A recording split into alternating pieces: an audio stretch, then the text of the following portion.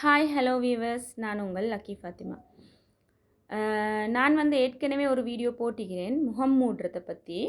ஆனால் இன்னும் சகோதரர்கள் அதிகமாக அதை பற்றி கேட்குறனால ஒரு வீடியோ போடலாம், அதாவது ஒரு தெளிவான ஒரு வீடியோ போடலாம்னு தான் இந்த வீடியோ.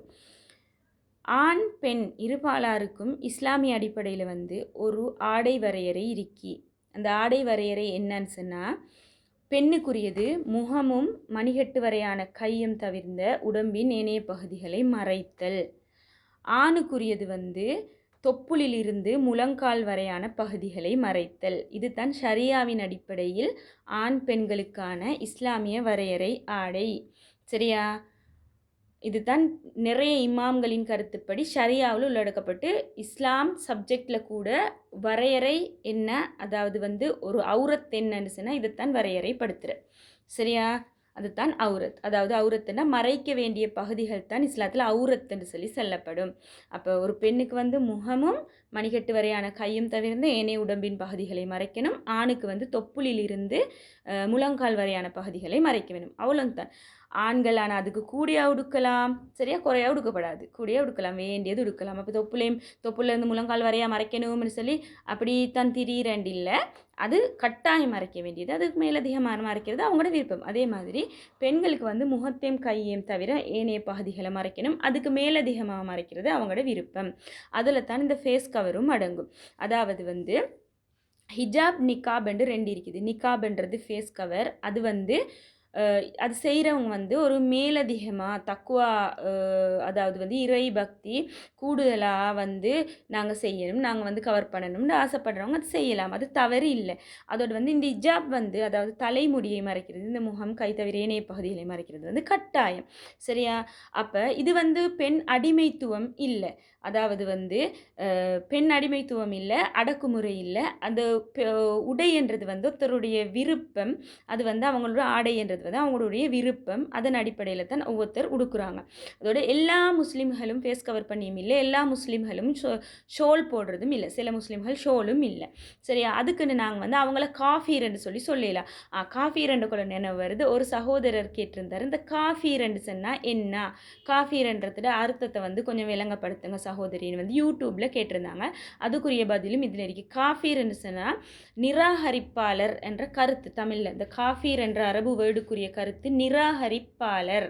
அது ஒரு கெட்ட வார்த்தை அல்ல. சரியா? அது கெட்ட வார்த்தை அல்ல. இப்போ முஸ்லீம்கள் காஃபீர் என்ற போக்கில் சில அந்நிய மதத்தவங்க இன்னொட இவன் என்னமோ சொல்கிறான் எங்களுக்குன்ற மாதிரி அப்படி ஒரு பேட் தாட்டில் பார்க்குறது இருக்கி. அப்படி இல்லை. காஃபீர் என்ன நிராகரிப்பாளர்.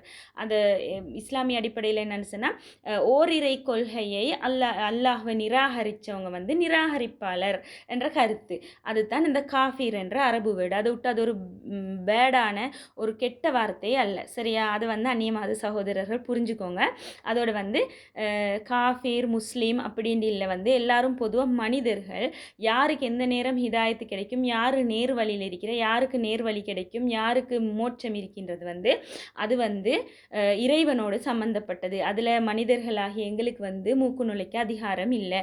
அதோட அந்த இறை அதிகாரத்தை எங்களோட கையில் எடுக்கிறதுக்கு எங்களுக்கு அதிகாரம் இல்லை. நாங்கள் யாரையும் பார்த்து நீ நரகத்துக்கு போவாய், நீ சொர்க்கத்துக்கு போவாய்ன்னு எங்களுக்கு சர்டிஃபிகேட் கொடுக்க இயலா. ஏன்னா நாங்கள் எல்லாரும் மனிதர்கள். இறைவனுக்கு தான் அந்த அதிகாரம் இருக்கி. அதை நான் இன்றைக்கி சொல்லிக்கொள்கிறேன். அப்போ இந்த ஃபேஸ் கவர் விஷயத்துக்கு வருவோம். ஃபேஸ் கவர்ன்றது இஸ்லாத்தில் எக்ஸ்ட்ரா, அதாவது அதிகமாக நாங்கள் செய்ய விரும்பினா செய்யக்கூடிய ஒரு விஷயமே ஒழிய கட்டாயப்படுத்தப்பட்ட ஒரு விஷயம் இல்லை. உலகத்தில் 3.7 பில்லியன் முஸ்லீம்கள் வாழ்கிறாங்க. அதில் 5% தான் ஃபேஸ் கவர் பண்ணுறாங்க. சரியா? ஏனையவர்கள் இந்த ஸ்கார்ஃப், சில ஒரு காவாசி முஸ்லீம் ஸ்காஃபும் இல்லை. அப்போ எங்களுக்கு உடைய வச்சு இவன் சொர்க்கவாதி இவன் நரகவாதின்ற ஆடையை வச்சு எங்களுக்கு மதிக்கலா. அதை நான் பப்ளிக்காக சொல்ல விரும்புகிறேன். என்னன்னு சொன்னால் அது ஆடையொண்டு, அதாவது ஒருத்தர் முழுசாக மூடி ஃபேஸ் கவர் பண்ணி நிக்காப் போட்டிக்கிறார், இவர் சொர்க்கத்துக்கு போய் தருவாருன்னு எங்களுக்கு சொல்லலாம். ஏன்னு சொன்னால் சில நேரம் டெனிம் அடித்து ஷோலை மட்டும் போட்டுட்டு திரிகிற, அப்படி இல்லாட்டி ஷோலும் இல்லாமல் இருக்கிற ஒரு பெண்மணி தஹஜ்ஜத் தொழுவாவா இருக்கும். அது எங்களுக்கு சொல்ல தெரியா. சரியா? இஸ்லாமிய அடிப்படை என்ன? சரி ஸ்கார்ஃபை போட்டு அவள் தலையை மூடி இருக்கிறா. அவட அவுரத்தை அவள் பேணுறா. அவட அவுரத்து என்னது? அவள் பேணுறா. முகத்தையும் கையும் தவிர ஏனைய பகுதிகள் எல்லாம் அவள் மூடி இருக்கிறா. சரியா?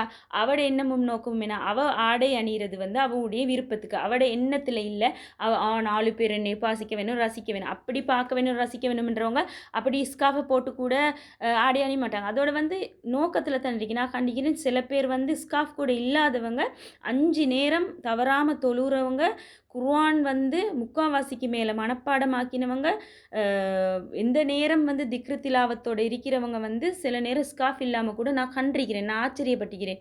இவங்களோட லைஃப் ஸ்டைல் இப்படி இருக்கி, ஆனால் இவங்க எவ்வளோ இபாதத்தாலி ஆகிக்கிறாங்க. ஆனால் அவங்க வெளியே காட்டிக்கொள்ள மாட்டாங்க. சரியா? ஆனால் வந்து இந்த முட்டு முழுசாக மூடிக்கொண்டு ஒரு தஹஜத்தை தொழுதுட்டு 9 நாளைக்கு சொல்லிக்கொண்டு திரிகிறவங்களே நான் கண்டிருக்கிறேன். சரியா? நான் இன்றைக்கி தஹஜத் தொழுதுட்டு வந்தேன், நான் வந்து இன்றைக்கி குர்ஆன் ஓதினேன் என்று கொண்டு வெளியே சொல்லிக்கொண்டு திரிகிறவங்களே நான் கண்டிக்கிறேன். அப்போ இபாதத்துக்கு வந்து எங்கனைக்கு அங்கீகாரம் இருக்கி? இறைவனோட மட்டும் இருந்தால் தான் அங்கீகாரம். அது எல்லா மதத்திலையும் இப்படி தான். வணக்க வழிபாடுன்றது யாருக்குரியது? இறைவனுக்குரியது. நாங்கள் வந்து உள்ளத்தால் ஏற்று நம்பி எங்களோட செயற்பாடால் வெளிப்படுத்துறது தான் வழிபாடு, இபாதத். அது வந்து இறைவனோட தான் இருக்கணும். அது இன்னொருத்தன் பார்க்குறதுக்காக இருக்கப்படாது. பள்ளியில் வந்து ஃபஸ்ட் சப்பில் போய்த்து நின்று 5 நேரம் நான் தொழுகிறேன்னு சொல்லி தொழுவாளி அப்பா ரெண்டு பேர் கேட்டுக்கொண்டேன்னு சொர்க்கத்துக்கு போவேலதே. சரியா?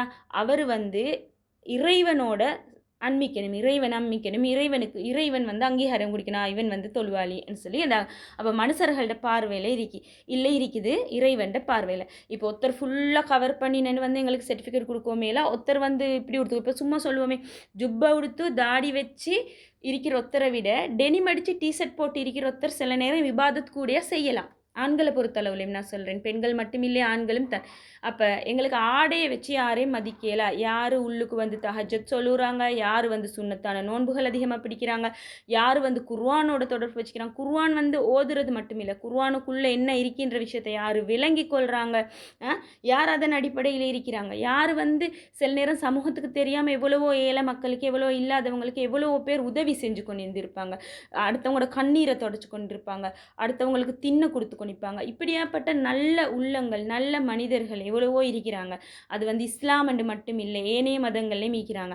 இப்போ உதாரணமாக ஒவ்வொரு மதத்தை பொறுத்தவரை ஒவ்வொரு சில மனிதர்கள் இருக்கிறாங்க, சில மனிதர்கள் அந்நிய மத சகோதரர்கள் சில பேர் இருக்கிறாங்க. அவங்கள பார்த்தா உண்மையாக சில நினைக்கும், இவங்க களிமா மட்டும்தானே சொல்லலை, இவ்வளோ நல்ல மனுஷர் அப்பா என்றது நினைக்கும். அந்த அளவுக்கு நல்ல மனுஷர். சில முஸ்லீம்களை பார்த்தோன்னு நினைக்கும், பா இவன் களிமா சொன்னதால தானே இவன் முஸ்லீம் என்று நினைக்கும். சரியா? அந்த மாதிரி மனிதன் என்றது வந்து உடுக்குற உடுப்பை வச்சோ அவன் முஸ்லீம் என்றோ ஒரு நாளும் எங்களுக்கு சர்டிஃபிகேட் கொடுக்கல இவன் சொர்க்கவாதி அப்படின்னு சொல்லி. ஏண்டா எவ்வளவோ நலவு செய்கிறவங்களுக்கு கடைசி கட்டத்தில் வந்து ஹிதாயத் கிடைக்கிறது மிருக்கி. பிறந்ததுலேருந்தே பரம்பரையாக முஸ்லீம் என்று உடுப்பெல்லாம் அப்படி உடுத்துக்கொண்டு தெரிஞ்சவங்களுக்கு கடைசி நேரத்தில் ஹிதாயத்து இல்லாமல் போகிறது மிருக்கி. அதனால் யாருக்கும் ஜட்ஜ் பண்ணாமல் ஜட்ஜ் ஆகாமல் இன்னைக்கு நாங்கள் மனிதர்களின் அடிப்படையில், மனிதாபிமான அடிப்படையில் நாங்கள் நல்ல அறிக்கை பார்ப்போம். அதாவது வந்து நாங்கள் நல்லது செஞ்சு எல்லா மதமும் மார்க்கமும் என்ன சொல்லுது? இறைவனை எந்த முறையில் நாங்கள் அணுகிறோமோ இறைவன் அந்த முறையில் எங்களை சேருவான். அதாவது வந்து இஸ்லாமும் அதைத்தான் சொல்லுது. நாங்கள் வந்து அல்லாஹ் ஒருவன் என்று நாங்கள் நம்பி அவனுக்கிட்டத்தான் நாங்கள் உதவி கேட்குறோம், வேறு யார்கிட்ட உதவி கேட்கலாம், அவனைத்தான் நாங்கள் சார்ந்திருக்கிறோம். நாங்கள் செய்கிறது அவனுக்கு தெரிஞ்சால் போதும், நாங்கள் அவனுக்கு பயந்தா போதும் என்று இருந்தால் எந்த பிரச்சனையும் இல்லை. சரியா? அதை விட்டுட்டு வந்து முகத்தை காட்டி ஒரு விஷயத்த பேசிட்டாங்க. இவங்க வந்து சில விஷயங்கள் இருக்கு, அந்த பாட்டு ஹராம்னு கொண்டு வரேன். சரி, ஒரு மியூசிக் கொண்ட கண்டொன்னு. சரியா? இப்போ மியூசிக் ஹராம் என்றதுலேயே நிறைய கருத்து வேறுபாடுகள் இருக்கு இமாம்களுக்கிடையே. சரியா? அப்போ சரி ஹராம் தான், ஹராம்ண்டே வெப்பம். சரியா? இப்போ இந்த சோசியல் மீடியாவுக்கு ஹராம் என்று கத்துற ஆக்கள் வந்து பிறந்தத்துலேருந்து காதுக்கு ஒன்றுமே உங்களுக்கு கேட்டது இல்லையா? நீங்கள் எந்த ஒரு எனக்கு தெரிஞ்சதுக்கு நான் சொல்கிறேன், இந்த சோசியல் மீடியாவில் ஹராம்னு சொல்கிறவங்க தான் கூடுதலாக அந்த மாதிரி விஷயங்கள் பார்க்குறேன். தெரிஞ்சு எவ்வளவோ பேர் இருந்திக்கிறாங்க. வெளியே பயான் பண்ணிவிட்டு செக்ஸ் வீடியோ பார்த்தாக்கள் கூட தெரிஞ்சவங்க இருக்கிறாங்க. சரியா? அப்போ அப்படியே அடிப்பட்டு போனவங்க இருக்கிறாங்க, ஊர் உலகங்களில் அடிப்பட்டு போனவங்க இருக்கிறாங்க. அந்த மாதிரி நாங்கள் அடுத்தவங்களுக்கு உபதேசம் செய்யாமல் நாங்கள் சரியாக இருக்கிறதுக்கு பார்ப்போம். சரியா?